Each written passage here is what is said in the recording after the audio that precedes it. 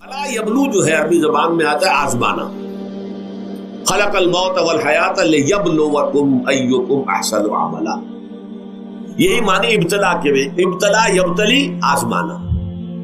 ابلا یبلی جو آتا ہے باب افعال سے، اس میں آتا ہے کسی کو کسی تکلیف میں ڈال کر اس کو نکھارنا، کہ اس کا جوہر نکھر جائے، اس کے اندر جو خیر ہے وہ اور چمک جائے، لوگوں کو بھی معلوم ہو جائے کہ یہ شخص اس مقام کا اہل ہے، اس کے اندر یہ صلاحیت ہے، اس میں یہ قوت موجود ہے. تو یہ گویا کہ اہل ایمان کی صلاحیتوں کو نکھارنے کے لیے اور ان کے درجات کی ترقی کے لیے بھی اللہ تعالیٰ دنیا کے اندر یہ مصیبتیں اور امتحانات جو ہیں آزمائش کے حوالے سے افراد پر بھی اجتماعی طور پر بھی لاتا ہے. اور ایک اس کا اور بھی ہے، اہل ایمان پر اس طرح کے ابتلا و آزمائش کی ایک نوعیت اور بھی ہے، اور وہ یہ ہے کہ جو بھی آپ سے غیر ارادی طور پر، یا یہ کہ آپ نے کوئی گناہ ارادی طور پر بھی کر لیا، اللہ تعالیٰ اس کی سزا اسی دنیا میں دے کر آخرت کی سزا سے محفوظ کر دے. گویا کہ اس سے بڑا خیر کیا ہوگا؟ یہاں کی سزا کیا ہے؟ جھیل لی آپ نے، بخار آ گیا، ٹانگ ٹوٹ گئی، چلیے 3 مہینے آپ بستر پر پڑے رہے نا، اور کیا ہوا؟ کچھ نہیں. لیکن یہ کہ آخرت کی سزا ملتی ہے، بہت عظیم ہے.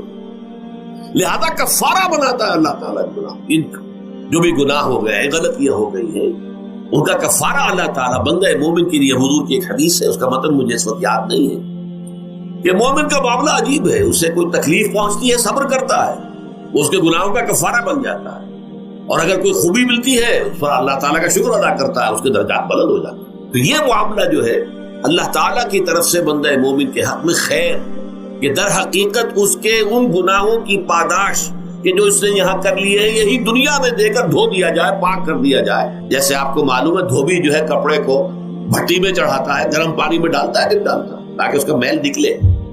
اس کے آگے پٹکتا بھی ہے ذرا اس کو، تاکہ وہ میل اچھی طرح چھٹ جائے اس سے. اسی طرح اگر دنیا میں ہمارے میل چھٹ جائیں، دنیا میں اگر ہمارے گناہ دھل جائیں، تو یہ بڑے نفع کا سودا ہے، بڑے نفع کا سودا ہے، بڑے نفع کا سودا ہے. اس اعتبار سے آپ غور کیجئے کہ اگر یہ حقائق ہمارے سامنے رہے تو کیا کوئی تکلیف دنیا کی ہمیں بھاری محسوس ہوگی؟ ہمیں تو بتایا یہ گیا ہے کہ عسیٰ ان تکرہوا شیئا وہو خیر لکم وعسیٰ ان تحبوا شیئا وہو شر لکم واللہ یعلم وانتم لا تعلمون. ہو سکتا ہے کہ تم کسی چیز کو ناپسند کرو، ذرا آنے کہ اسی میں تمہارے لیے خیر ہے، تمہیں نہیں پتا. اور ہو سکتا ہے تم کسی چیز کو پسند کرو، ذرا آنے کہ اس میں تمہارا شر ہے، لیکن تمہیں نہیں معلوم. اللہ یعلم وانتم لا تعلمون، اللہ جانتا ہے تم نہیں جانتے. اس حوالے سے سبردم بتو مایا خیشرا خدانی حساب کم و بیشرا. اے اللہ، اس کو کہتے ہیں تفویض.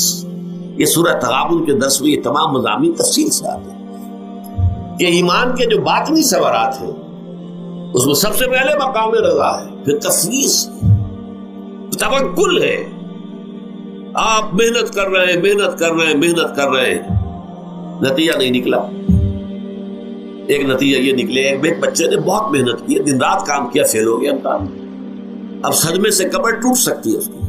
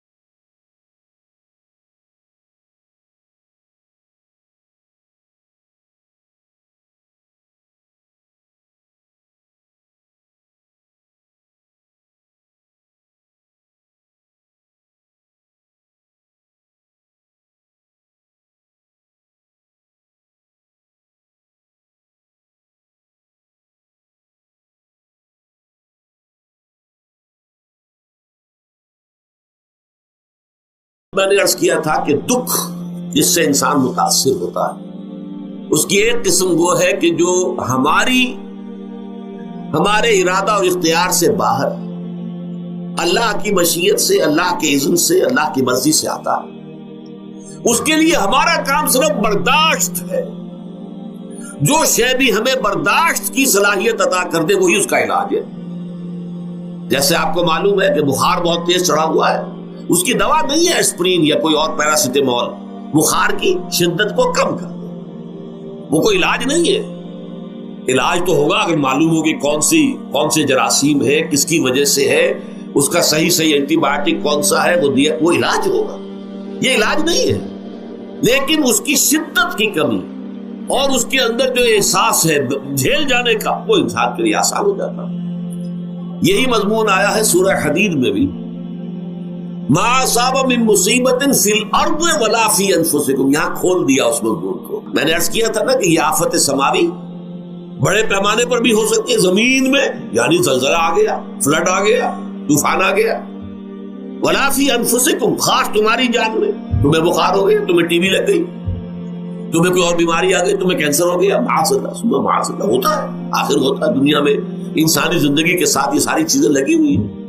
لیکن یہ چیزیں ما اصاب من مصیبت فی الارض ولا فی انفسکم، نہیں پڑتی تم پر کوئی پڑنے والی کوئی مصیبت، کوئی تکلیف، نہ پوری زمین میں بڑے پیمانے پر، نہ تمہاری جانوں میں انفرادی سطح پر، الا فی کتاب من قبل ان نبرأها، مگر یہ کہ وہ تو ایک کتاب میں، کتاب اللہ کے علم کی کتاب، ام الکتاب، اس میں پہلے سے درج موجود ہے.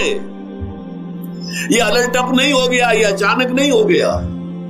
آپ اچانک سمجھتے ہیں کہ صاحب میں تو جا رہا تھا، اچانک ٹرک نے آ کے مجھے دھکا مار دیا. اچانک کوئی شے یہاں نہیں ہوتی. اس کائنات میں پتہ تک نہیں ہلتا جب تک کہ اس نے رب نہ ہو. اچانک کا کیا سوال؟ در حقیقت جو ہوتا ہے وہ اللہ تعالیٰ کے علم میں پہلے سے ہے، علم میں کامل. ما کان وما یکون، جو کچھ ہوا ہے، جو کچھ ہوگا، مستقبل، ماضی، کل کا کل آنے واحد میں اللہ کے علم میں موجود ہے. لہذا یہاں اچانک کچھ نہیں ہوتا. جو بھی آیا ہے اللہ کے علم سے آیا، اور یہ پہلے سے اللہ کے علم کے اندر موجود تھا، لکھا ہوا تھا. الا فی کتاب من قبل ان نبرأها ان ذلک علی اللہ یسیر. کہ تمہیں تو مشکل نظر آئے.